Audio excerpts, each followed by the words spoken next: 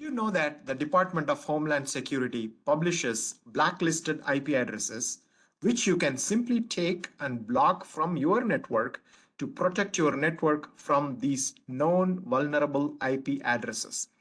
This is just one of the several valuable advices that our guest has to share in this episode. Without any further delays, I invite you to this enlightening interview. Hello and welcome everyone for another episode here at CIO Talk with Riaz. This is Riaz Yusuf. I'm a Chief Information Officer and your host. Today, I'm excited to have with us Raj Siddaraju, who is the Chief Technology and Information Security Officer at Spoon River College in Illinois. Welcome, Raj. Thank you for joining us. Could you please introduce yourself to my audience? Sure. Thank you for having me, Riaz. My name is Raj Siddaraju, Chief Technology and Information Security Officer. I've been with the college for almost, 24 years. I've been in CTISO position for last 16 years. So before that, I was the director of technology services in the college. So I've been with the college for the last 24 years. This is a semi-rural college. We have about 1,100 FTE. Our area is about 360 square miles. So it's a huge school district. We have quite a few schools in our district. So it's right there. It's challenging to be connected and all that. So but it's a great place to work, and my longevity being here for this long tells you that it's a nice place to work. So Wonderful. 24 years. Wow, that's a long time. yes, it is. That's great. So in 24 years of your time at Spoon River College, you must have seen a lot of changes happening, not just at the college, in general in the IT space. So let's start with cybersecurity as an area, right? We are all seeing a lot of threats in all different forms today in the cyberspace. Could you share what advices you have for be it a college or a corporate, whoever it could be? What is your advice for institutions in regards to cybersecurity? How can us, the institutions, protect us against ransomware and all sorts of incidents that are out there? Sure. Yeah.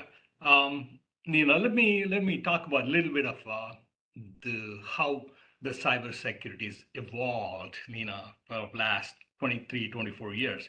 That'll be You great, know, sure. yeah, initially, we are talking about, uh, DOS attacks and, just making spamming your network and, just attacking your firewall just to bring your network down, and that's it. Those are annoying, but at the same token, they were trying to get into your network, and every one of us, we had firewalls and good rules, and you were protected then. Nowadays, thanks to the bitcoins and digital currency, they call it. It's a broad daylight robbery, ransomware. It's a major issue. You keep hearing about it. How uh, the universities get hit and health hospitals get hit, and um, they're offline, and the patients are suffering for days and weeks together. So it's become a major issue, major headache for the institutions. So I'll give you idea of some of those the security things that we have to watch as a college. There's no shortcuts to it. So obviously we start with the edge, firewalls, the rules and regulations. So that has to be, and it's mandatory now. So you have to do a pen testing, penetrative testing, every year. So that's a good thing that they have mandated it. So pen testing is a must. You could do it. So anything comes out of that result, you should, resolve that, as ASAP, so we'll put, checks and balances ASAP, whatever the result comes out of it. So that's the primary, it's primary definitely. Every 3-4 years, it's a good thing for you to check your network, and if your AD network, Active Directory network, to check your hardening hardening by doing an internal security posturing. So, I mean, I wouldn't say every year, but every at least 2-3 years, you should confirm, make sure all your rules, all your internal switches, conform to your security. Because once they get into your network, you don't want them, going chaotic on your network. So that's one of the areas that you want to make sure do an internal security posturing once in 2-3 years. Pen testing every year, and internal posturing, security posturing every 2-3 years. So you will know your network is hardened, access list, and uh, the process switches are up to date, and so on and so forth. So that's critical. So there are two layers. Wonderful. Thank you for sharing that. There's So, one more layer. oh, sure. Go ahead. Our users, you know, uh, they are our last line of defense. So you have to keep them. I mean, obviously, we do regular cybersecurity testing. Probably every 2 months there's an email goes out, and we test them. So they call it fish prone, is come down from almost 12% to almost 2-3%. You want it to be 0 or 1%. It's a fantasy, to even think about it. But Not realistic. yeah, our users are at least aware, if anything looks suspicious, they're very, conscientious about it. Because They you keep training them for that. correct. We do have every 6 months we have training, and we do send out emails, so test emails, cybersecurity test emails to them. So those are three areas you definitely want to be on top of it. Okay, that's a great advice, Raj. So you talked about conducting some internal security posturing at least every 2 to 3 years, right? So can you talk a bit more about it? Is that something uh, institutions can do internally, or would you recommend hiring an external vendor who would help with validating the network closets and all sorts of internal connections that connect your institution to the external world? So how can a company or an organization go about doing that internal security posturing? Good question. Um, the colleges don't have big security team per se, so there's always a challenge. I mean, as it is, IT teams are very budget constrained, and so on and so forth. So on the skill levels, that requires higher skill levels. um, at the same token, if you have somebody internal that they can do it, it's good. But I would still strongly advise to go out, have a vendor do it for you. Here's the reason that I strongly recommend for vendors to do that. We, the team, my director of technology services reports to me. But when they're doing it, um, there's some bias into it. It's, oh, my networks are solid. So they feel they should, and they feel good about their network and Active Directory, config. So when the third party, a vendor, outside vendor does it, you will know the true picture. You know, it's very critical for you to know the true picture, because, and also as a CIO, you should talk to your director of technology. That result should come to you, and then you should talk to them. About 10 years ago, I had the same issue, and when vendor did it, and then I had to take it, uh, very diplomatically to talk to our director of technology services, because I can't tell them, oh, here's a couple of things that are not good. I can't tell my team that there's some things not up to par or something. So it has to be done diplomatically, and then eventually the team accepted. Oh yeah, yes. So we did put some, we did all the corrections and kind of hardened our network and the AD, client setup. Got it. Okay. Yeah, you need to tread that water carefully, right? Not pissing off the internal people at the same time, improving the cybersecurity posture for the organization. That's Correct. great. Raj, you talked about pen testing as being one of the three layers you talked earlier. For that, you recommend organizations to do periodically, right? So, one question in regards to pen testing. I know some organizations are concerned about pen testing itself could possibly exposing their vulnerability to a third-party vendor, and thereby that itself could pose some additional risk to their security posture. So what's your take on that risk or the concerns about the possible risk? It's I know I use three vendors. I rotate them. One of the reasons I rotate them is so that each one has, their basic security testing, pen testing, they all do the same. But on the outskirts, some vendor does a little extra, another vendor, does extra on the different areas of it and services of it, and so on and so forth. And also, I want to keep them honest too. One vendor could say, "Yep, everything's hunky dory," or they can come out and make something. I'm not saying they do, but you want to keep them honest, and you want to get the valid pen testing results. Having said that, okay, you sign off on a contract. Its contracts clearly states, okay, what they're supposed to do.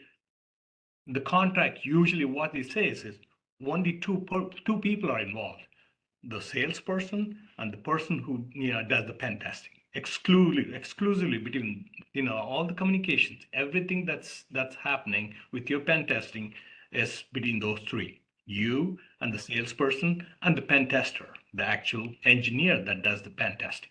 So it's clearly contract states that any vulnerability it's found, that person, the engineer who is doing the pen testing, he calls directly to the CIO. That's the contract that we have. I usually, yeah. So that person contacts me directly. Hey, Raj, we found this major vulnerability. We need to do something about it. So I see. everything is standard. We do the final summary, and then we close the pen testing.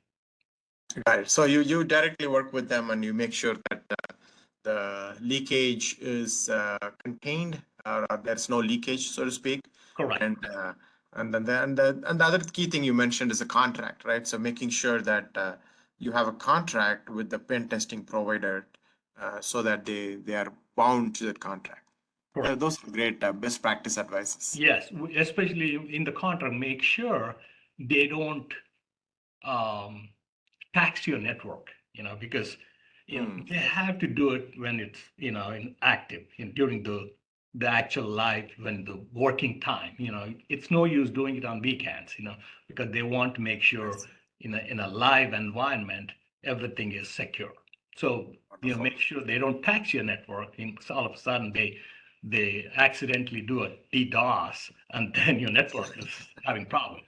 So, and also they tell you where the network, the pen testing is coming from, so that your security team is aware in case something feels suspicious, they know it's a part of the pen testing. Okay, that's another great advice. Thanks, Raj. You talked about phishing simulation that you do for your employees. Do you also do that for your students as well, for phishing? We plan to do it. The long story short, we recently included the license for the students. We are doing it for the employees in the last few years, almost 6-7 years. and now we'll be including the students very soon. Um, I have a feeling that we don't expect too much um, completions from the students because they probably will delete it. They might not, do it. Um, and also we plan to do the at least once a year, give them a cybersecurity, training too. Oh, okay. So is that going to be a required training for the students or is it going to be optional? Voluntary, optional. We I can see. make it required. Okay. But you still plan to do the phishing simulation at the same interval like employees? I think you said 2 to 3 months employees get the simulation, right? It, it doesn't hurt, so we have not decided on it. Yes, it probably will be the same intervals because that that does give you, what kind of the they're looking at any suspicious email. Said it gives you an insight into students' behavior on looking Absolutely. at suspicious email. It's good for them or overall for them to be trained and be on top of it and not fall for this personally and for the college. I think so. Yeah, I agree. It is going to help them overall. Yes. Um, so, what are some of the best practice advices you have when it comes to phishing simulation or let's talk about one by one. So, phishing simulation. I'm sure based on your experience of doing it for a while, you may have identified some um, best practices for yourself. So, I'm wondering what they are that if you can share with us. One thing is definitely should be monitored. If there are some repeat offenders, we put them on a extended training. We isolate them and put them on extended training. That's the only thing that we found is probably the best practice of the total. I mean, obviously, um, professional development day, we have 2 professional development day in a year. Okay. So either my director of technology services talks about, do's and don'ts of cybersecurity, and then myself, do's and don'ts of security. And also, one of those days that I put out the results of a Frisch Pro, I said, if it's good, I said, good job.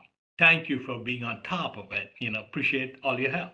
So if it's not good, I said, yeah, we need to be more careful and have to be more watchful of it because the result went up. So that kind of stuff. Keep talking about it, not bore them to death, but at least keep them. Keep reminding them, basically. Exactly right. Okay. Okay, that's a great advice. So the repeating offenders, so it's a great idea for you to put them through some extended training if they're repeatedly clicking on links they're not supposed to click. Right. So how does that extended training look like? Is it 2 times more training or is it 10 times more training? How does that extension of the training work? The service we use, and I can tell you, it's know before. It's called know before Okay. service. So it automatically, if you put that rule in there, it automatically isolates them, sends up, it's all automatically set up. The rules are set up into that service, and then if there's a person, actually more than two times, shows up on the click button, click area, okay, they automatically signed up with extended training. They have extended training, a lot more. Regular training is about 20-25 minutes. They're standard regular training, but extended is almost 35-40 minutes. They're I see. Okay. they're That's put into rigorous cybersecurity I see. training. Great. So the Yeah. vendor, your vendor's tool takes care of that. Your team doesn't have to necessarily do. Correct. We set it up and it takes care of them. Any new employees, they go through almost an hour cybersecurity training.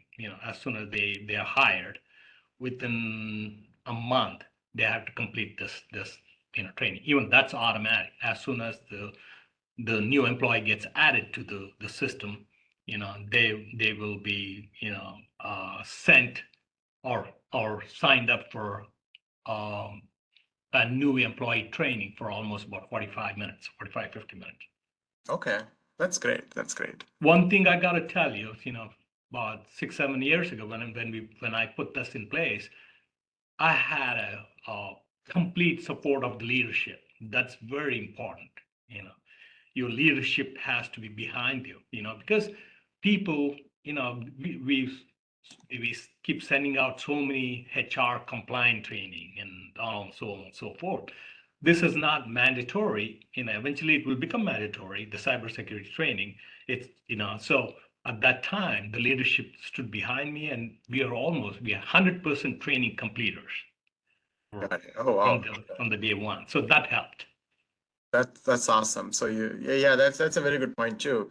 You can't any change is hard, but a change like this is going to be even harder for your employees unless you have the leadership support. It's going to be almost impossible to roll out anything like this. Correct. You're 100% right. Great.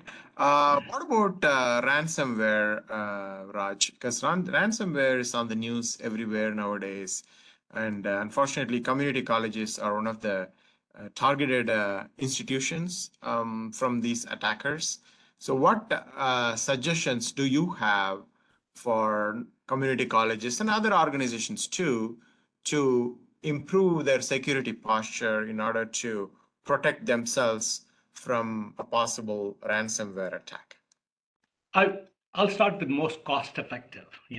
This 4D know before, services that we are doing it, that's most cost effective, because the users don't click on the bad links or, open up emails or don't open up the links.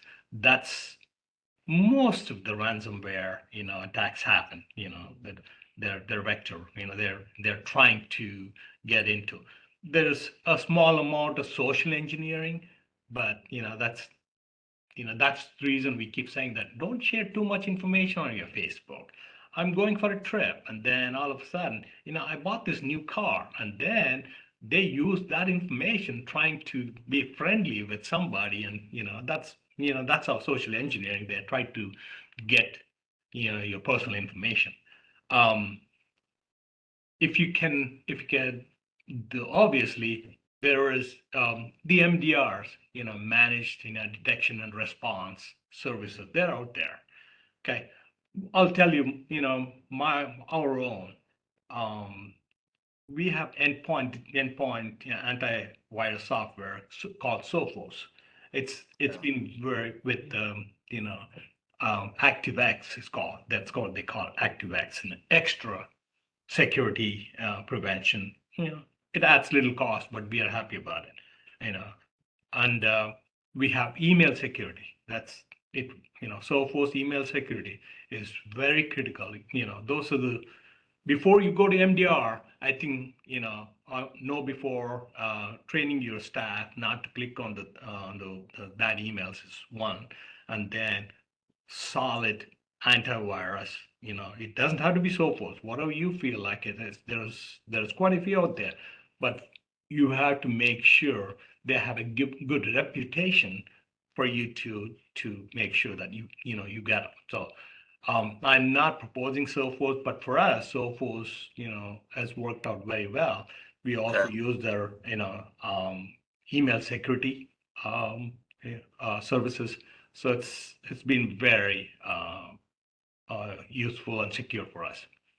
Okay, that's great. So endpoint security and phishing simulation and what email else? Security. Email security. Correct. Okay. So it blocks so much bad emails coming through before they even reach your users. So that has to be the primary. You have to have solid email security and the antivirus. And then if you can probably get MDR, that's added extra security that helps. Okay, that's great. So are you seeing some student side of the attacks too, phishing attacks and cyber incidents too? Because nowadays that's increasing too. Bad actors are trying to reach out to students, offering them jobs and making them eventually send them a payment, the students are doing it thinking that they're getting a real job from the college. So how are you, if you're seeing it, how are you protecting the students from that? What are the steps that you're taking to, protect the students? Sure. But the only way you can do it is,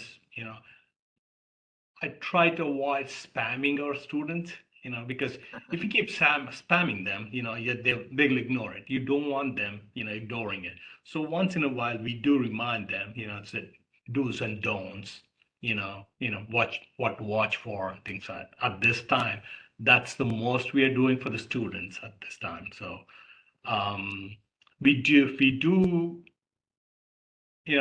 I've signed up for a Department of Homeland Security listserv. That's another thing that if you signed up for it, it's a good thing if you sign up for it. They'll check your background and everything, and then they'll put you on the listserv. They make sure they check your background. They don't add you to it.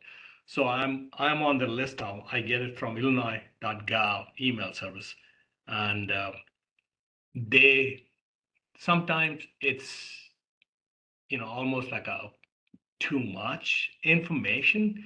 Okay, but you have to spend some time to go through them, take critical ones out of those emails that you get from DHS. So out of them, we have sometimes it's say, hey, we noticed this students are being targeted.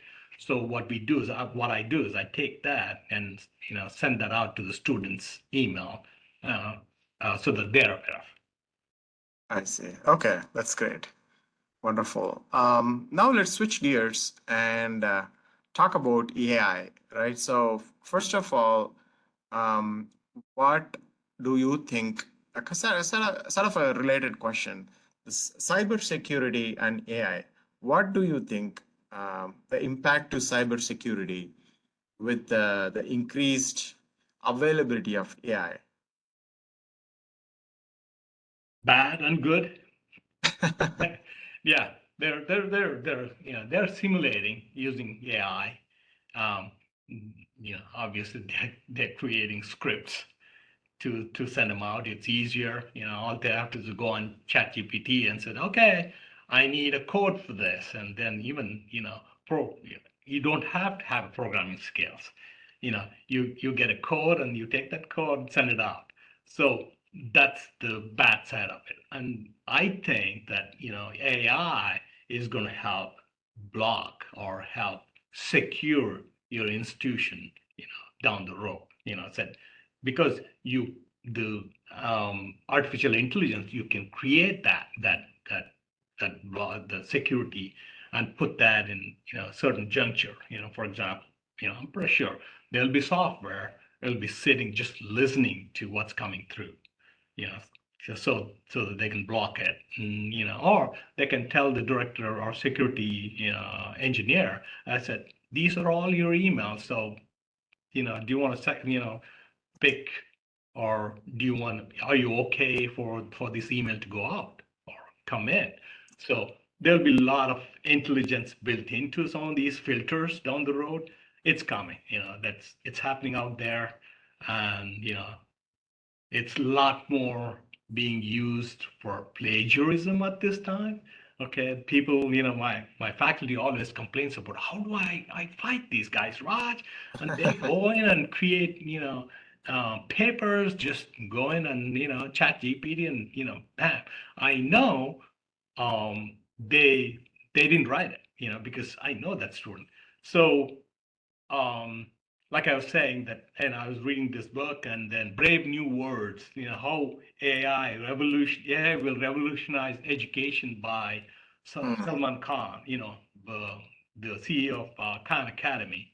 So he puts both sides to it, and said, yes, we have to put training bridges to this, so we have to make sure you know they don't affect negatively. At the same token, we can use this and harness this AI for the good of the college. And his favorite is tutoring. We said, yeah, you can put then the AI into tutoring, And then, said, a student said, oh, I didn't understand this model. How do I do it? That AI explains step by step, instead of going through the whole um, math problem, they can understand certain part of it where they didn't understand, or certain sections of the tutoring. And he talks about going on, so many examples of and how AI will revolutionize education in a good way. Okay, that's great. You're absolutely right. We even used to use poor language as a measure to see if it's a phishing email or a real email. That's no longer the case because bad actors can all they have to do is just go to ChatGPT and fix their language. So that's Exactly. No more have this bad, grammar email coming through anymore. Just exactly. a perfect email comes through because ChatGPT helped them create those emails. So true. You're right. That's true. That's a bad side of the AI. Right, right. As you said, we also have the opportunity to use AI to improve the security posture too, right? I know there are already AI-based cybersecurity tools that are available, vendor-provided tools that leverage AI to monitor for things, to alert about incidents. All those things are already happening. So AI can be a double-edged sword. It can definitely do good as well as bad. So it depends on how we use it. It's so true. And we have to be prepared for both. So we have to use that AI to our advantage and be prepared where we have to be, watchful, and monitor those other areas too, So you're right. Okay, wonderful, Raj. Anything else from the AI perspective that you are doing or your college is doing that you want to share? We are, at least that right now we're exploring, especially the faculty. I'm trying to help faculty out with the plagiarism, that some of those things. So um, one of the presentation I went to is they talks about, their software coming to detect those too. Google themselves is coming to detect those. Gemini.google.com. I think that's where you can go in and check. Um, it's their own AI to check plagiarism. So the one other option they were talking about is, for the students to give them, as soon as they start their class, give them a brief essay to write. So you have the base of each student, and you will know, as the class goes on, you will know The writing style. exactly, Yeah. exactly. If the students are writing themselves or are they using AI to come with all these write-ups. Okay, that's an excellent idea. Okay, great. Um, Wonderful, Raj. Anything else that you want to share in regards to cybersecurity or AI or anything else before we conclude this one wonderful conversation? I mean, ransomware is has created a challenge for, all CIOs. So, Everyone, yeah. yeah, you have to be on top of it, and that's any measures you can to counter it is critical. You have to be on top of it, and you have to work with your team on a regular basis. For example, I get this IP addresses, from DHS. These are the bad actor IP addresses, and then sometimes they use it to block them. Sometimes they blacklist them on our firewall. So sometimes it's a crude way of doing things. At least there is a possibility you will not get hit from those malicious actors' IP addresses, directly as you're blocking it. So that's one of those, kind of crude way of doing it, but that still stops them to get through. So I get once a week, quite a few, at least on an average, I get about 10, 15 IP addresses, per week, saying that these were bad actors IP addresses, and then we use that to block them. I see. Okay, that's a great idea. Wonderful. Yeah.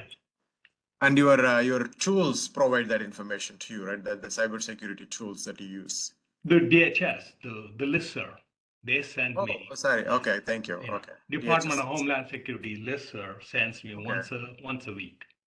Oh, Oh, great. they Okay. send so much information. It's, how hard to keep up with them. I mean, obviously they're they're